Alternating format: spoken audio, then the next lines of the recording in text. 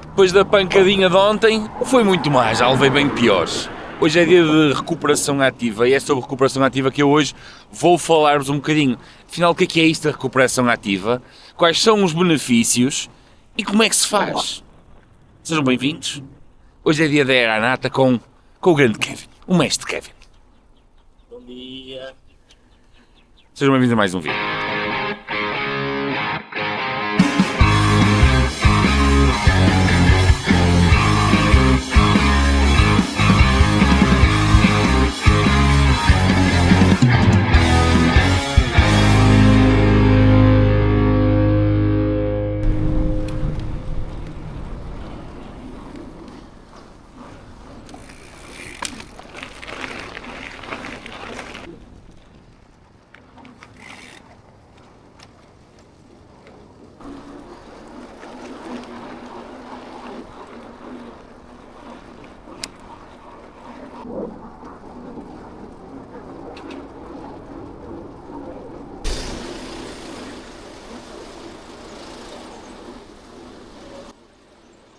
Eu já em tempos falei sobre isto, sobre a estrada da circunvalação no Porto.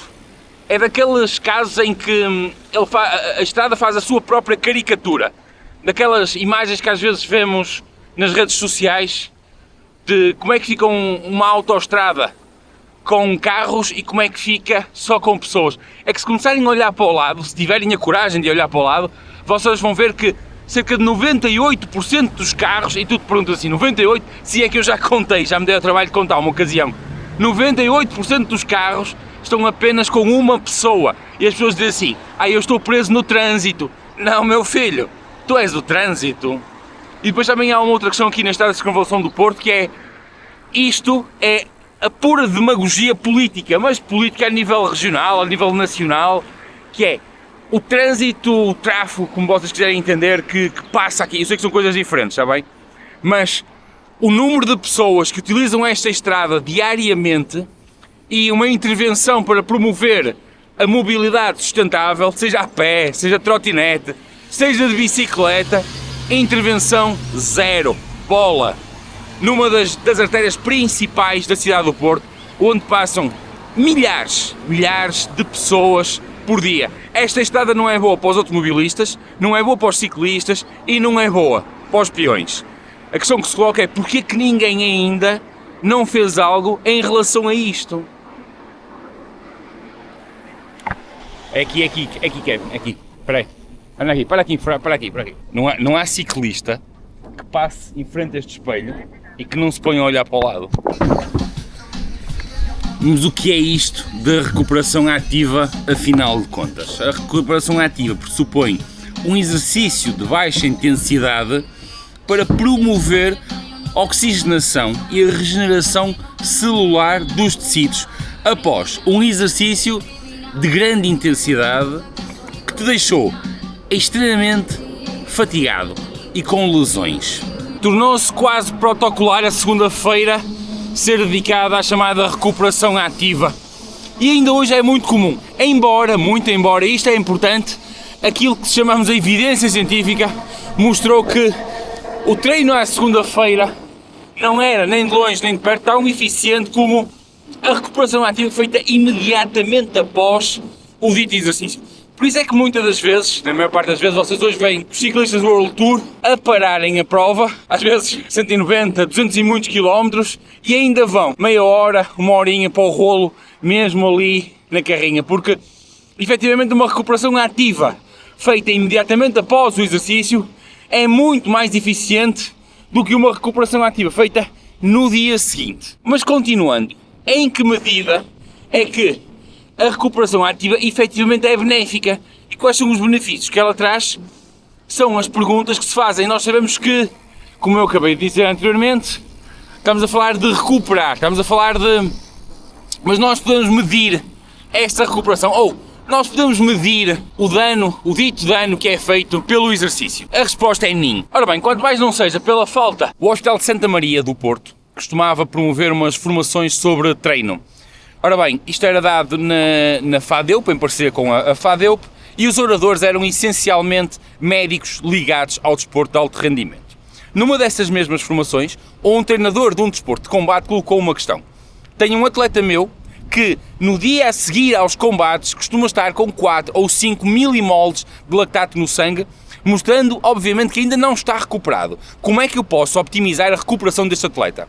Ao que o médico em causa respondeu: esse atleta não está a demonstrar fadiga, esse atleta está a demonstrar um problema de saúde e ele devia estar, era internado, porque alguém que no dia a seguir a um exercício intenso esteja com mais do que 2 milimoles de lactato no sangue, essa pessoa tem um problema de saúde. Esse problema de saúde pode ser insuficiência cardíaca ou então a chamada doença mitocondrial. Curiosamente, e agora vou dizer aqui, 2 semanas depois, numa formação ministrada pela Federação Portuguesa de Ciclismo, o formador dizia que a utilização do lactato, a medição do lactato, podia ser uma forma de aferir a recuperação dos atletas no dia seguinte. Ao que eu coloquei precisamente esta questão de, mas eu ainda há 2 semanas, um médico disse exatamente o oposto. Disse, alguém que manifesta mais do que 2 milimoles de lactato no sangue a seguir é porque essa pessoa tem algum problema de saúde. E em vez de estarmos a medir isso, essa pessoa devia estar no hospital a perceber o que é que realmente tem. Isto para dizer o quê? Segundo aquilo que eu estudei a seguir a isto, mas efetivamente a medição do lactato no dia a seguir não é uma forma de aferir se a pessoa está, se o atleta neste caso, está recuperado ou não, é só uma forma de aferir se ele é saudável ou se tem algum problema de saúde. Porque a medição do lactato é uma forma de nós aferirmos se a pessoa está com insuficiência cardíaca. Porque a insuficiência cardíaca mostra que não está a ser bombeado sangue de uma forma eficiente para que a recuperação seja feita. Desta mesma lógica, a recuperação ativa quer promover uma subida ligeira no ritmo cardíaco. Para quê? Para promover a oxigenação e a chegada de nutrientes à célula. E é desta forma que se faz a recuperação. Eu ontem, a seguir ao exercício, à prova, não fiz a minha recuperação ativa, perdendo precisamente essa oportunidade que é a regeneração perfeita. Mas eu gosto de fazer à segunda-feira, mesmo tendo em conta isto, sabendo que a janela perfeita é logo a seguir à prova, mas porque saio para dar a minha volta, gosto de me sentir bem. Mas atenção que a questão da percepção subjetiva é aquilo que cada um sente, mas não é mensurável, apesar de haver a escala de Bjorg, que é cientificamente validada, mas existe também uma janela de tempo. Eu explico já isto aqui de uma forma muito, muito simples. A verdade é que se nós não conseguimos medir, é difícil nós melhorarmos, é difícil nós compreendermos. O que nós sabemos é que no dia a seguir à prova, isto é mais do que óbvio, nós temos perda de capacidade funcional.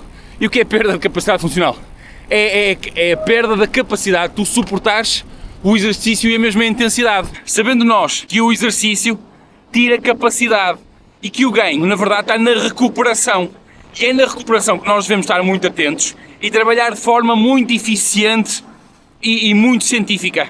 O nosso corpo tem uma capacidade que nós chamamos homeostase. E o que é a homeostase? A homeostase é uma capacidade biológica de nós mantermos o equilíbrio. E é só por causa disso que nós nos mantemos vivos. Por exemplo, quando tu tentas desequilibrar o pH do teu corpo, e ele equilibra-se sozinho, ele procura equilibrar-se sozinho, e por isso é que tu te mantens vivo. Porque se nós tivéssemos a capacidade de estabilizar, por exemplo, o pH do sangue, tu morrias. Aqui atrasado havia aquilo que se chamava a dieta alcalina. As pessoas tentavam alcalinizar o sangue. Foi uma daquelas modas parvas, como muitas vezes são os chamados superalimentos. Mas a sorte de muita gente é que o corpo promove esta constante homeostase, este equilíbrio. Se bem que a homeostase é sempre por lucro, ou seja, o corpo procura equilibrar-se, mas sempre a dar um bocadinho mais. E o ganho da condição física vem sempre, não do exercício onde nós provocamos o dano, mas depois pela recuperação.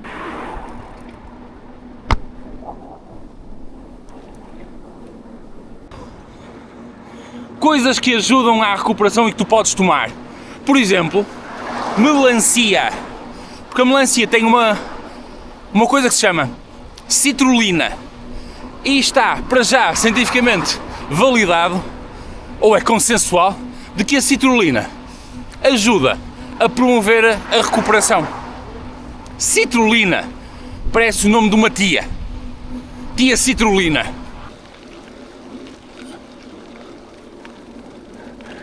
Grande Nuno!